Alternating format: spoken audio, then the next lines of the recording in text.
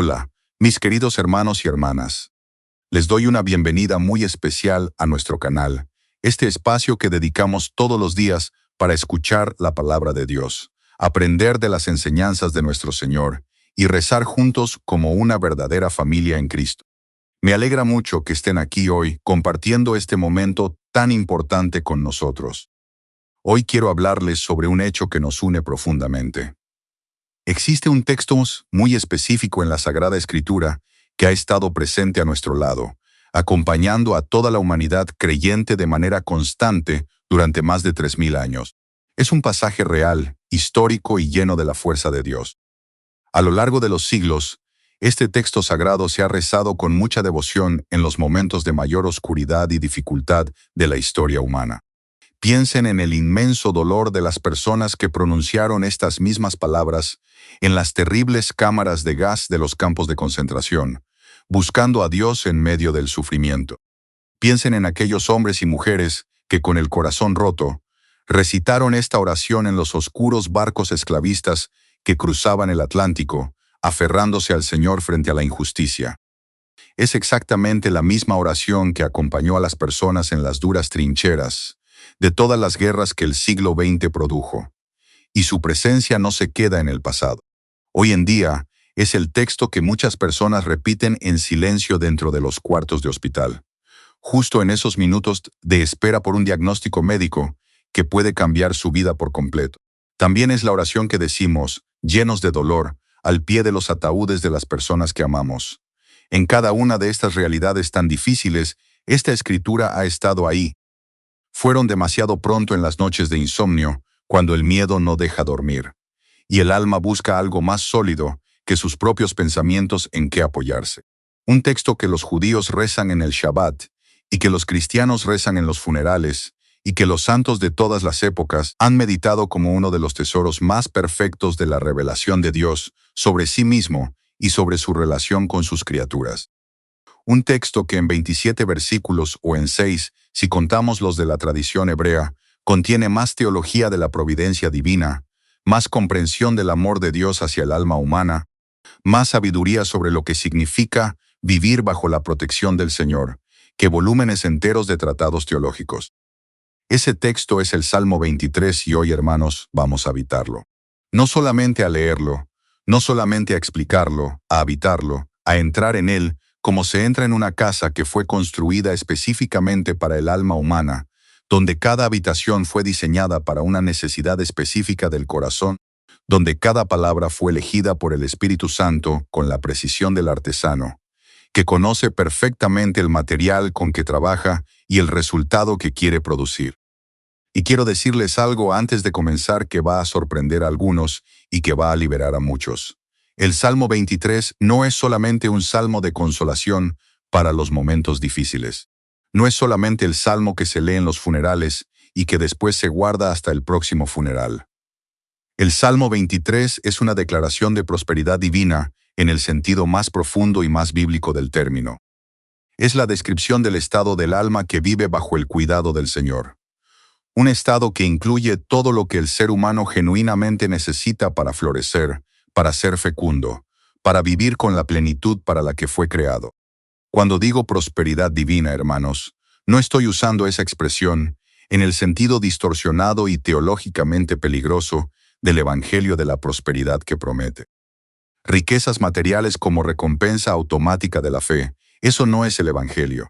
Eso es una distorsión que la Iglesia Católica ha rechazado siempre y que el Señor mismo contradijo con su propia vida de pobreza y con la bienaventuranza de los pobres de espíritu. Estoy usando la palabra prosperidad en su sentido más antiguo y más completo, el sentido que el hebreo bíblico captura en la palabra shalom, que no significa solamente paz, sino bienestar, integral, plenitud, la condición del ser humano que está en el lugar correcto, haciendo lo que fue. Creado para ser, sostenido por el amor de Dios, que provee todo lo que genuinamente necesita. Esa prosperidad, la prosperidad del Shalom, es exactamente lo que el Salmo 23 promete y describe, y es una prosperidad realia del Señor, que incluye dimensiones materiales, pero que la supera infinitamente porque tiene su raíz, no en las circunstancias externas, sino en la relación con el pastor que nunca abandona sus ovejas. Permítanme, antes de comenzar el recorrido por el Salmo, contarles algo que me ocurrió en el ministerio y que ilustra con una precisión que ningún argumento abstracto puede igualar. Lo que vamos a explorar juntos en este mensaje. Me llamaron a orar con una familia en una situación que humanamente no tenía salida visible.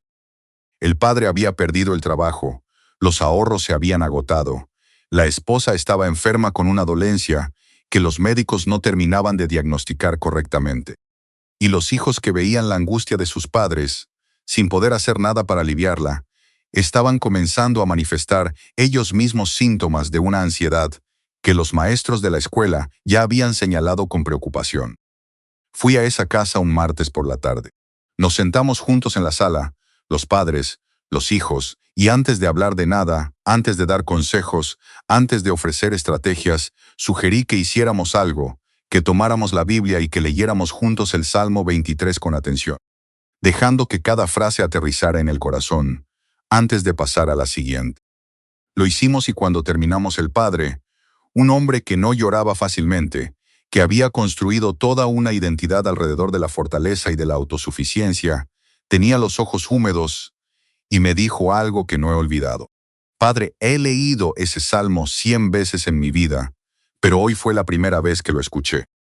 La primera vez que lo escuchó, no la primera vez que lo leyó, la primera vez que lo escuchó, que dejó que sus palabras entraran más adentro que la mente y llegaran al lugar donde la vida real se vive, donde las decisiones verdaderas se toman, donde el miedo y la esperanza libran su batalla cotidiana.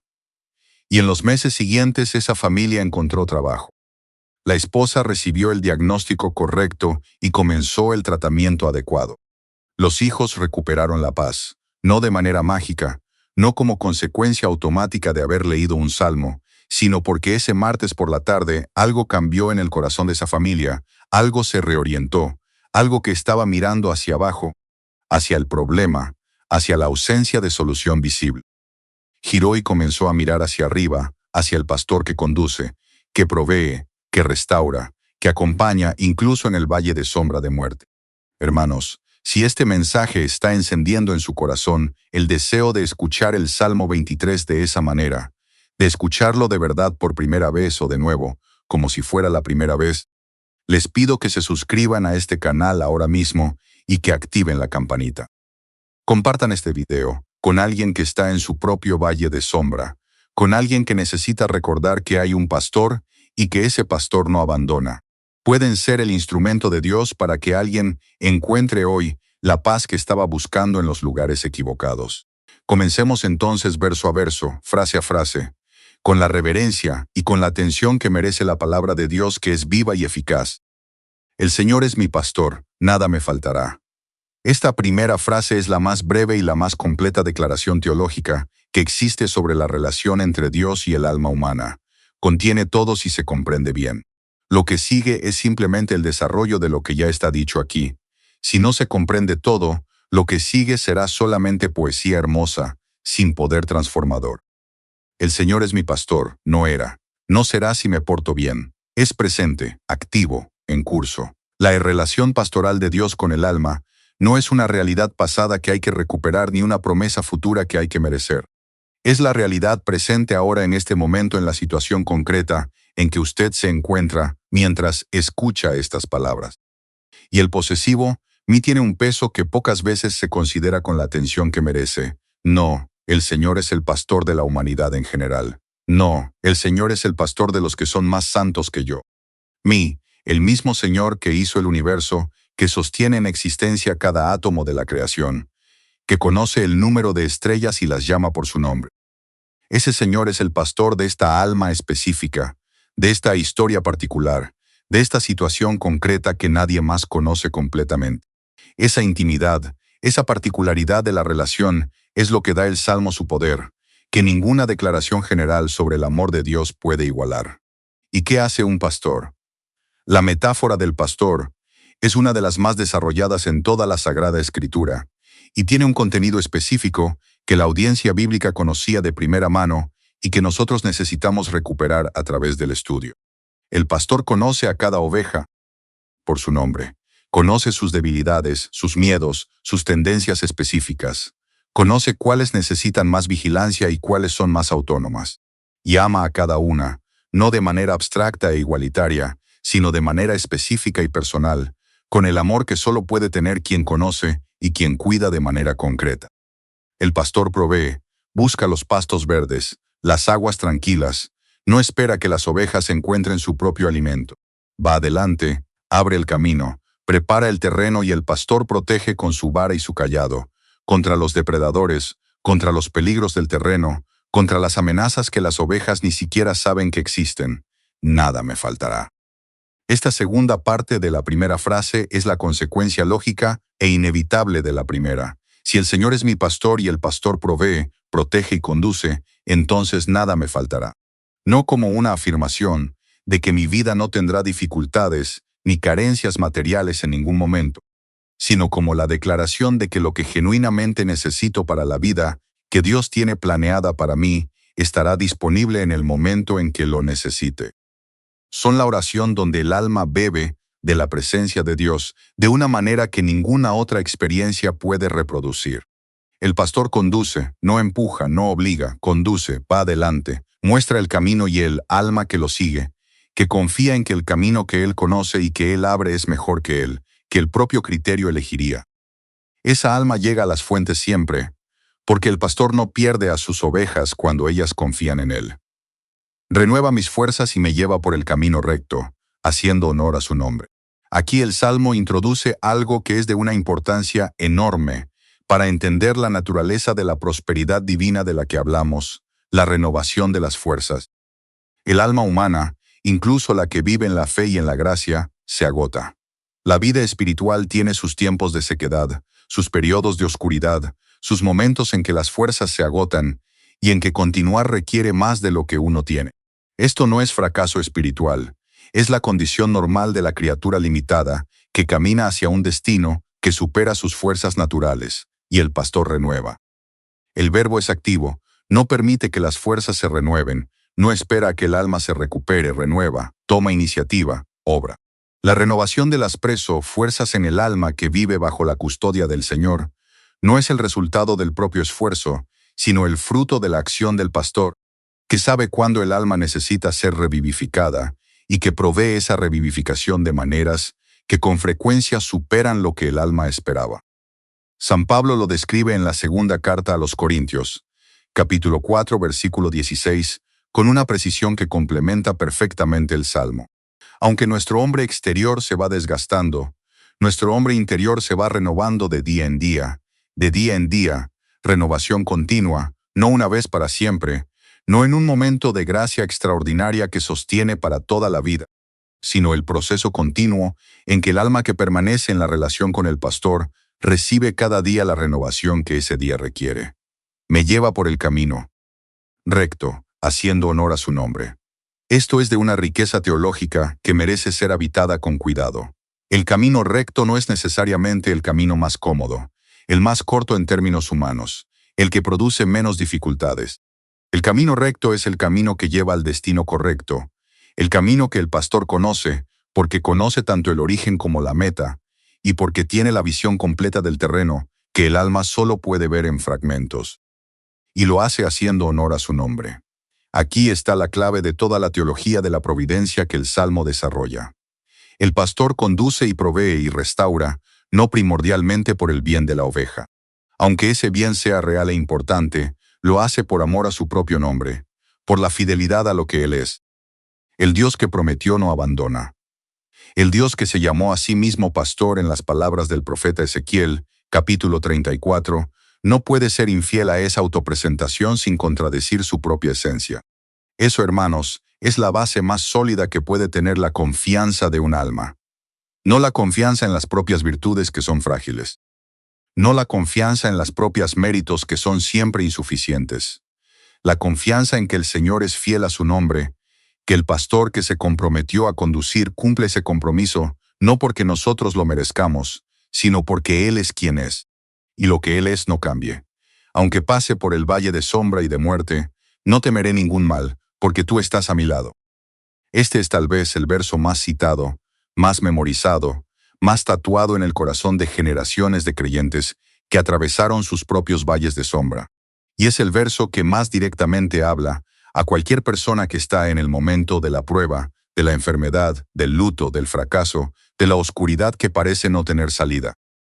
El Salmo no dice, aunque el buen cristiano nunca pasará por el valle de sombra, no dice, sí, tienes suficiente fe, evitarás el valle. Dice, aunque pase, asume que el paso por el valle forma parte del camino, que la sombra y la muerte son realidades del recorrido, no excepciones, sino momentos inevitables de la vida de todo ser humano que camina en este mundo hacia el destino eterno. La diferencia no está en si se pasa o no por el valle, está en si se pasa solo o acompañado. En si se pasa con miedo, con la paz que viene de saber que el pastor está ahí. No temeré ningún mal porque tú estás a mi lado. El tú aquí es íntimo, personal no. El Señor está con su pueblo. Tú, el mismo Señor que al comienzo del Salmo era presentado en tercera persona como el que guía y provee, ahora es interpelado directamente en segunda persona. El alma que ha caminado con el pastor ha llegado a un punto de la relación en que ya no habla de él, sino con él. El distante se ha vuelto cercano, el general se ha vuelto personal. Hermanos, el valle de sombra de muerte no siempre tiene la forma de la enfermedad terminal o del duelo por alguien querido, aunque puede tenerla. El valle de sombra de muerte puede ser la noche de la crisis de fe donde Dios parece haberse ocultado y la oración no encuentra eco. Puede ser la oscuridad del fracaso que destruye una identidad construida sobre el éxito. Puede ser la soledad del abandono, de la traición, del amor que prometía, pero no cumplió. Puede ser la larga noche de la depresión que apaga los colores de la vida y deja al alma en un gris que parece definitivo. Puede ser el callejón sin salida de una situación que racionalmente no tiene solución y ante la que todos los recursos humanos se han agotado. En todos esos valles la promesa del Salmo es la misma, tú estás a mi lado. No que el valle no existe, no que el mal no es real, no que el dolor no duele, sino que el pastor está ahí. Que la presencia que acompaña en el valle es la misma que guía en las praderas verdes. Que el amor que provee en los buenos tiempos no se ausenta en los difíciles. Que la fidelidad del pastor no depende de las circunstancias del camino, sino de la naturaleza del pastor. Y esa certeza cuando aterriza de verdad en el corazón de un alma que la recibe no como un concepto, sino como una experiencia, transforma el miedo en paz. No elimina el dolor, no disuelve la dificultad, pero cambia la relación del alma con ese dolor y con esa dificultad de una manera que solo quien lo ha vivido puede comprender completamente. Tu vara y tu cayado me dan seguridad. La vara y el cayado son los dos instrumentos del pastor, que tienen funciones complementarias y que en conjunto describen la manera en que el Señor ejerce su custodia sobre el alma. La vara es el instrumento de protección y de defensa. El pastor usaba la vara para alejar a los depredadores, para romper las ramas que bloqueaban el camino, para apartar los obstáculos que amenazaban la seguridad del rebaño, la vara del Señor en la vida del alma. Creyente es su poder de protección, su capacidad de intervenir en la historia de sus hijos, para apartar lo que amenaza su bien, para romper lo que bloquea el camino, para defender a los que están bajo su custodia de enemigos, que son más poderosos que cualquier fuerza humana podría enfrentar. El cayado es el instrumento del cuidado personal y de la guía. El pastor usaba el cayado para atraer hacia sí a la oveja que se alejaba, para guiar suavemente a la que estaba desorientada, para levantar a la que había caído en un barranco, para acercar al cordero pequeño que no podía seguir el ritmo del rebaño. El cayado del Señor en la vida del alma es su manera de buscar al que se alejó, de restaurar al que cayó, de sostener al débil, de guiar al desorientado con una paciencia que no se agota y con una ternura que no conoce límites. Los dos juntos, la vara y el cayado, la protección poderosa y el cuidado tierno, describen la doble dimensión de la providencia de Dios sobre el alma que confía en Él. Un Dios que solo fuera poderoso pero no tierno, sería temible pero no amable. Un Dios que solo fuera tierno, pero no poderoso, sería adorable pero no capaz de salvar. El pastor del Salmo 23 es las dos cosas simultáneamente, poderoso para proteger, tierno para cuidar. Y esa combinación es la que produce en el alma la seguridad que el verso describe, seguridad que no viene de la ausencia de peligros. Seguridad que viene de la certeza de que quien camina con el alma es más grande que cualquier peligro. Preparas ante mí una mesa frente a mis adversarios, unges mi cabeza con aceite y mi copa rebosa.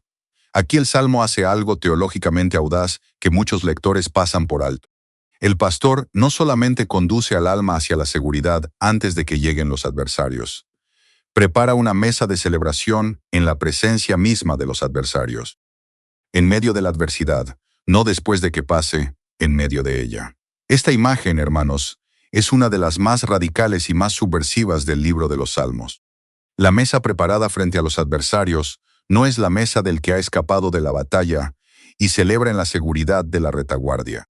Es la mesa del que celebra en el campo de batalla, en la presencia del enemigo, con la confianza absoluta de que la custodia del pastor hace posible esa celebración, incluso en el momento más hostil. ¿Cuándo celebran los que creen? Solamente cuando las circunstancias son favorables, cuando la enfermedad remite, cuando la economía mejora, cuando los problemas familiares se resuelven. O también en la oscuridad, en la espera, en el momento en que todavía no hay señal visible de que el pastor está obrando. La mesa preparada frente a los adversarios es el llamado a la segunda forma de celebración, la más difícil y la más auténtica, la que no depende de los resultados externos, sino de la certeza de la presencia del que cuida. Unges mi cabeza con aceite.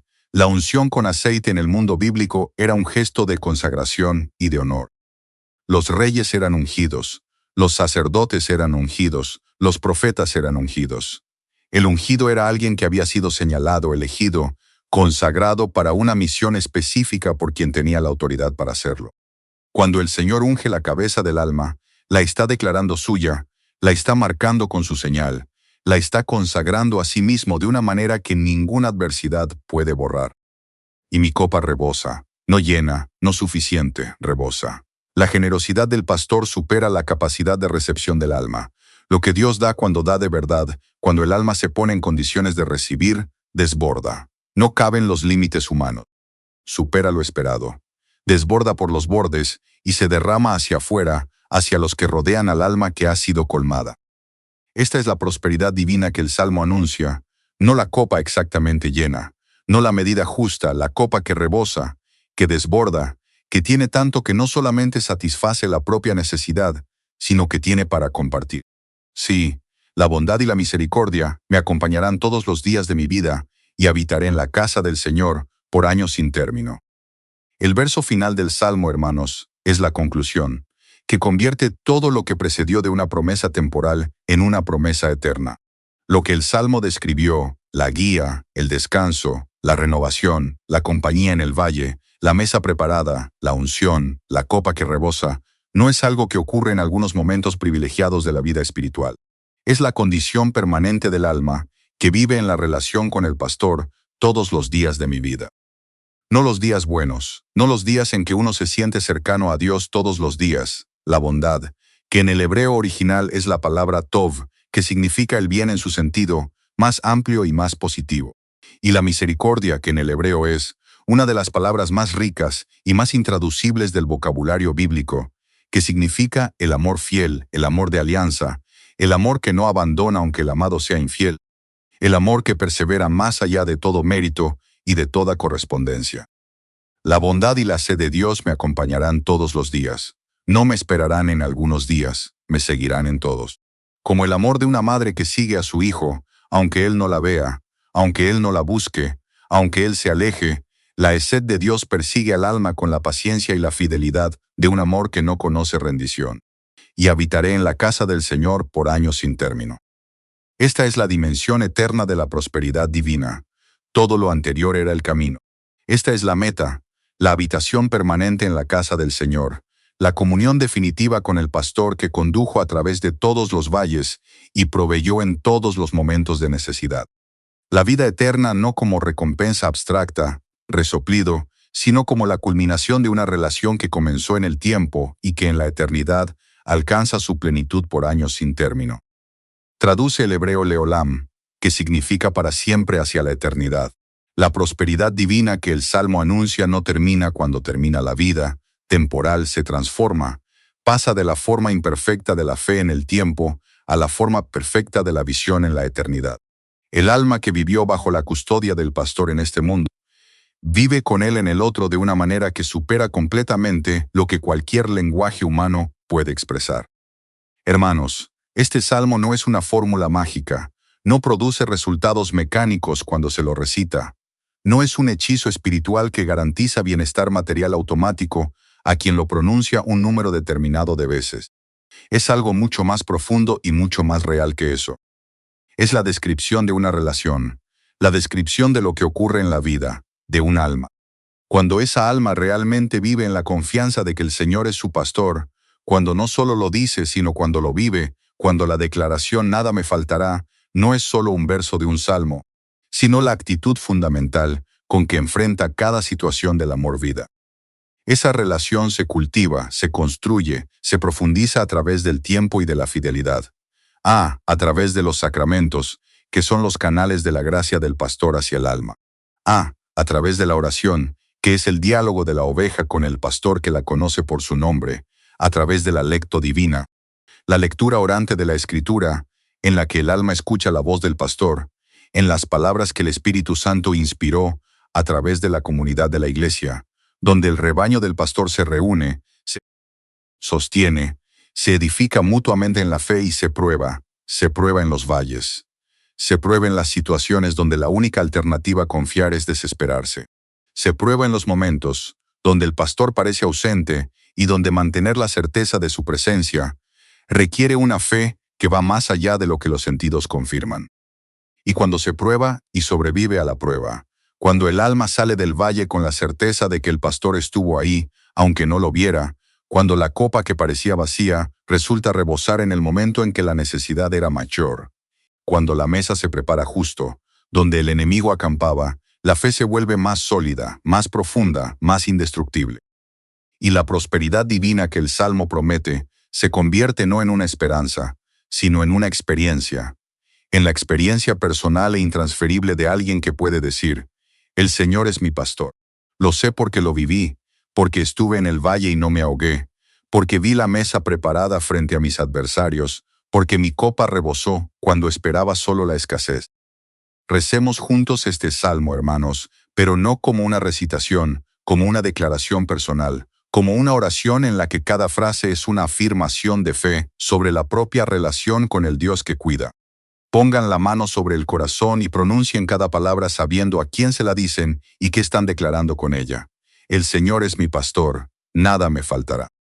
En verdes praderas me hace reposar, me conduce hacia fuentes tranquilas, renueva mis fuerzas y me lleva por el camino recto, haciendo honor a su nombre. Aunque pase por el valle de sombra y de muerte, no temeré ningún mal, porque tú estás a mi lado. Tu vara y tu cayado me dan seguridad. Preparas ante mí una mesa frente a mis adversarios. Unges mi cabeza con aceite y mi copa rebosa. Sí, la bondad y la misericordia me acompañarán todos los días de mi vida y habitaré en la casa del Señor por años sin término. Amén. Y yo, como sacerdote Jesucristo, el pastor de los pastores, imparto sobre ustedes, sobre sus hogares y sobre todos los valles que están atravesando en este momento la bendición apostólica en el nombre del Padre y del Hijo y del Espíritu Santo. Amén. Hermanos, si este mensaje les ayudó a escuchar el Salmo 23 de una manera diferente, si hay algo en él que aterrizó hoy donde nunca había aterrizado antes, compartan este video con alguien que está en su propio valle de sombra, con alguien que necesita recordar que hay un pastor y que ese pastor no abandona, con alguien que ha perdido de vista que el Señor es su pastor y que por lo tanto nada le faltará. Antes de terminar nuestro tiempo juntos de hoy, quiero pedirle a Dios que esta palabra quede guardada en sus corazones. Que el Señor, quien es nuestro verdadero y buen pastor, los guíe siempre por el camino recto. Le pido a Dios que dirija cada uno de sus pasos, hoy, mañana y todos los días de su vida, dándoles la seguridad y la claridad que solo Él puede dar. Que su copa rebose de paz, de salud y de fuerza espiritual frente a cualquier dificultad que tengan que enfrentar junto a sus familias. Deseo sinceramente que la bondad y la inmensa misericordia de Dios Padre los acompañen en todo momento, en cada decisión y en cada lugar. Y, sobre todo, oro para que al final de nuestro camino terrenal, el Señor los reciba y los encuentre a cada uno de ustedes, habitando seguros en la casa del Señor. Es exactamente allí, en su presencia divina, donde la protección y la paz que este salmo nos anuncia alcanzarán su forma definitiva, completa y eterna. Si este mensaje ha sido de ayuda para su vida, les pido que se suscriban al canal en este momento, si todavía no lo han hecho.